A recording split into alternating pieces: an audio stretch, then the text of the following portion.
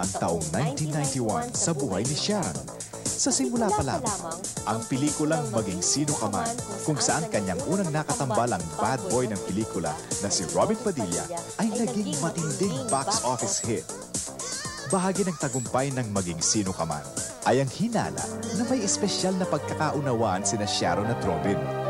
Naglaro sa isipan at imahinasyon ng mga fans na marami sa mga eksena sa pelikula ay may katotohanan sa tunay na buhay.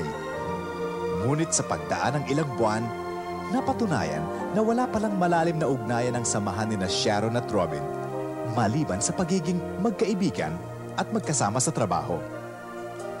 Hindi pa tuluyang nabubura sa isipan ng mga tao ang tungkol kay Sharon at Robin, ay umusbong na agad ang mga haka-haka na nais bumalik ni Gabby kay Sharon. Ang naging basihan nito ay ang magandang samahan ni Sharon at Gabby. Lalo pang lumaki ang liab nang magsama ang dalawa sa pelikula.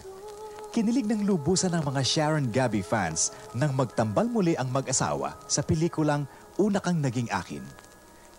Kasabay nito ay ang panalangin na magkabalikan sila, hindi lamang sa pelikula, kundi sa tunay na buhay. Oo nga't inamin ni Sharon na madalas silang mag-usap at magkita ni Gabby. Pero kanyang nilinaw na walang ibang kahulugan ang mga yon maliban sa pagiging magkaibigan. Sinabi ni Sharon na siya'y lubusang natutuwa dahil nailibing na nila sa kalimot ang mga sama ng loob na namagitan sa kanilang dalawa.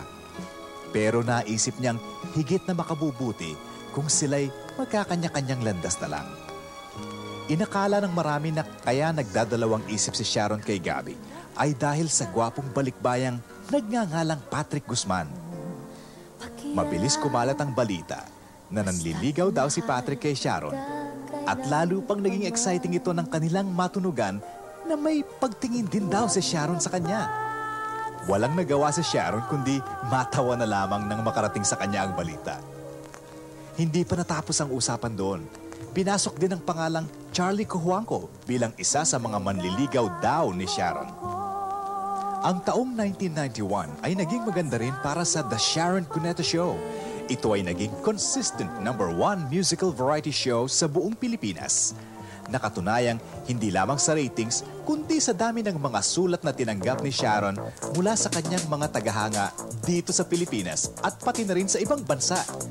Lalo pa ring lumakas ang paghanga ng mga manonood ng The Sharon Cuneta Show nang ipasok ang MTV bilang opening number. Ito ang nagbigay ng nababagong anyo, naiiba sa lahat ng mga musical variety shows. Maging ang recording ay naging mapagbigay kay Sharon. Ang original soundtrack ng Maging Sino Ka Man ay nakatamo ng Platinum Record Award at ang kanyang album, Sharon Sings Valera, ay nakatanggap rin ng Platinum Award. Ang kaputol ng isang awit soundtrack ay Gold Record.